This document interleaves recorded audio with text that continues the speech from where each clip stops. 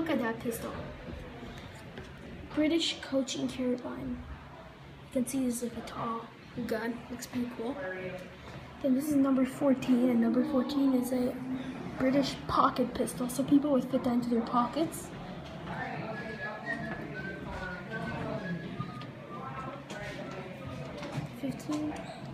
British Huguenot holster pistol.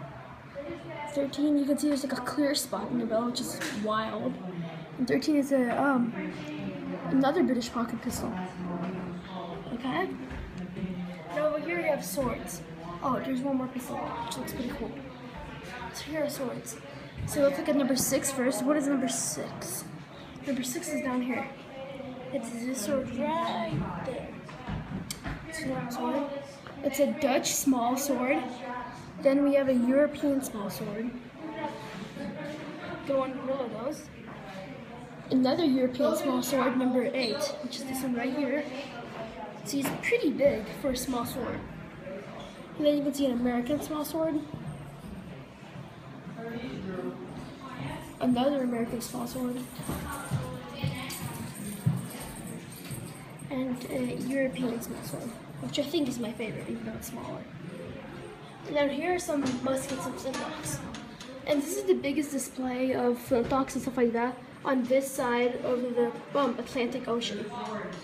So here you can see the number 5 Ferguson Patton breeching loading rifle, which is this thing right here. It's a pretty big rifle. There's an Austrian Fowler. Whoa!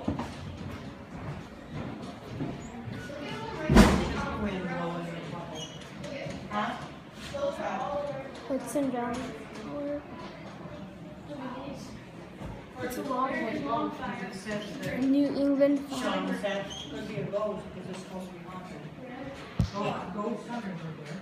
This is a long rifle. And the European hunting sword.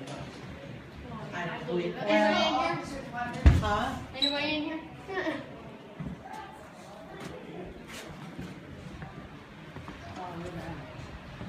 Number 1, American long rifle.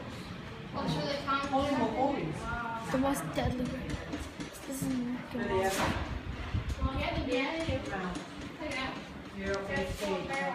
These are not military weapons. Okay. Look at you guys. Look how long this one. You guys. This was a British rifle for Indian service. For Indian. And this is cavalry weapons. The weapons which you saw before were hunting weapons. Were hunting weapons, not like war weapons. These are cavalry weapons. So here are swords.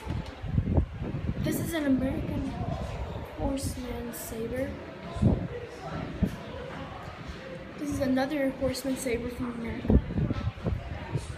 And all these are American horseman sabers. You can see this one, that one, and that one. And then there's 2 pieces on here. A French model 1777 French cavalry pistol. French model 1733 French cavalry pistol. French model 1763-66 French cavalry musketeer.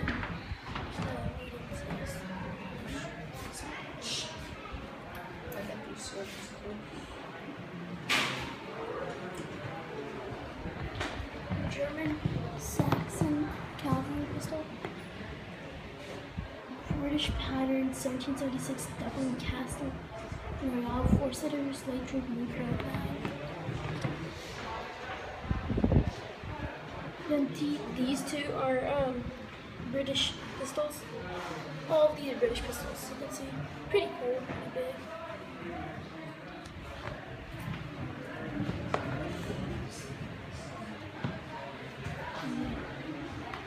This is a ton of British cavalry swords, British, with the hand guards and stuff.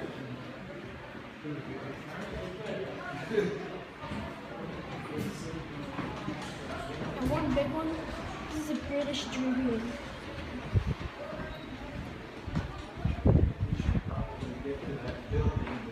These were officers' weapons.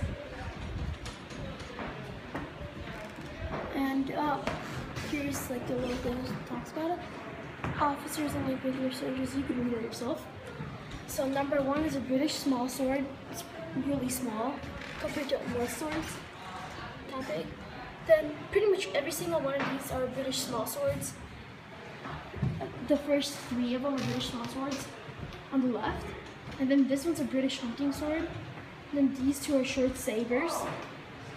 And on this side, American hunting sword, another British hunting sword, American hunting sword, American hunting sword, British hunting sword, American hunting sword. And here's an American officer's musket. And here's another hunting sword. Hello everyone. Wilson Blades is essentially the best small arms exhibit you will likely ever see in your life on the 18th century. We have hundreds of original weapons, swords, And I might go into pistols, this tour. edge weapons, all here at the fort. But the first thing I want you guys to take a look at is the powder horns. Those powder horns are not really being used to fire and load your musket. They are artwork. They are Americana. These are beautiful. Some of these, they have an industry made about all around it.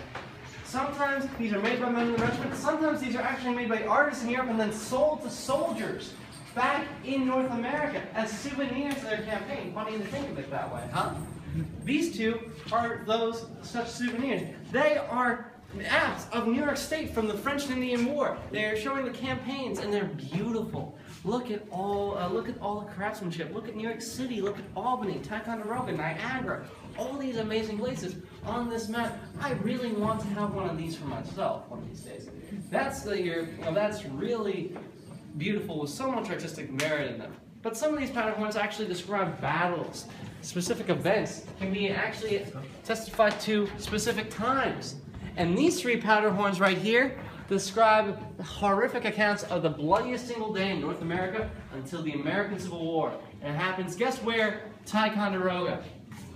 In 1758, 12 to 15,000 British and American provincials disembarked by bateau. Thousands of bateaux, 3,000 in all, which are boats and barges, all the way from Lake George on the other side of Mount Defiance up to here. They will quickly try to take this fort from the French.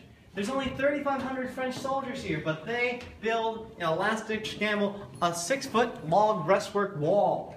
They build a firing step. They put the best shots on the firing step. They put the less than crack shots, the poopy shots, down at loading the weapons. And the British, for 7 hours, will attack, and they will lose heavy, trying again and again in vain to take this fort, taking more and more casualties as they do. They will lose 2,000 men in a single day. The Black Watch Regiment, a Highland regiment, Scottish soldiers, will lose half their men, including most of their officers, trying to take this fort. And these 3 powder horns describe the carnage. John Collins here, with his name, has this inscribed on September 9th. July 8th, 1758, at Ticonderoga. 7 hours we fought the French, but we all in an open field and they within a trench. It's a very lyrical, poetic way of describing the horrors of war. Some of the other ways of just getting the concept of war to you, though, can be actually shown in the weapons themselves. This is a British infantry musket right here, 1777 Longland pattern infantry musket. But it's got 2 words stamped on the barrel that makes its much importance felt to the people who were served. It has Queen's Rangers on it. Does anybody know who the Queen's Rangers were? No? Alright, you all failed pop quiz. I'm sorry. Study harder for the next time, alright? Don't worry, there's no grades at the school. But Queen's Rangers were a very effective unit in the British Army during the Revolution. But they weren't made up of British soldiers. Guess who's staffing their ranks? Guess who's filling it in? Any guesses? Any ideas? Germans. No, not Germans. Loyalists? Oh, Americans and loyalists. Yes, high five you guys. Good job. Loyalists. Why would anybody be fighting against independence? In fact, when the Declaration of Independence is right here in 1776, A lot of people step out of ranks. They leave because they're ready to fight for their respect and rights as Englishmen. Independence is a new ballpark altogether. They're not ready for that. They're British. They might have some issues with the Parliament. They might have issues with the Crown, but they're still part of that empire. They still see themselves as British. We like to think Benedict Arnold was the biggest traitor to American history, but he had been British for 2 years before that, and then he ends up going back to the British Empire, because that had been his whole identity before, and he thought that independence was going through the whole. But the men of the Queen's Rangers, they are people who end up fighting. John Adams says, a third of us were for independence, a third were against, a third could care less. That's not the same story you see when you watch the movie The Patriot, or the show Turing. But a lot of people end up fighting against independence, and it's a personal battle. You know people on the other side, from your home, from your community, from your family. There's a raid of a small town, a small Chesapeake fishing village during the Revolution, where loyalist troops take a major part. They actually are from that town. They specifically go and target houses of people they know are fighting for independence and burn them down. Because it's a very personal, visceral war. It's a more visceral in many ways than I think our own Civil War was. But another group that ends up fighting in this for the Loyalist cause are formerly enslaved African Americans. Even though you have African Americans fighting in integrated units in New England regiments from the beginning of the war, the British are the first to promise enslaved African Americans fight in exchange for freedom. And thousands end up taking arms on the side of the British for their liberty, their independence, which I think is an interesting spin to look at as a specific group fighting during the war. Now, what happens to these Queen's Raiders? Many of them will fight and fight on until they're captured at the Battle of Yorktown. And after the Revolution, many of them can't reintegrate back into society. They're no longer welcome. Remember how personal and bloody this war I was telling you about? How you knew people on the other side? These people used to be your friends, your neighbors, possibly even people that you knew very intimately. Suddenly there's a huge seething hatred on both sides. You can't go back to that. So many of these people have to move all the way up and start their lives again in Canada because they fought on the losing side of the war. Well, many of their children will end up fighting us again during the War of 1812, where we try to take Canada and capture it. If you looked at a map recently, you can tell we weren't very successful with that. But if we go out, we're going to go into one more final room, and that's going to be our county fashion exhibit, that and the French contract.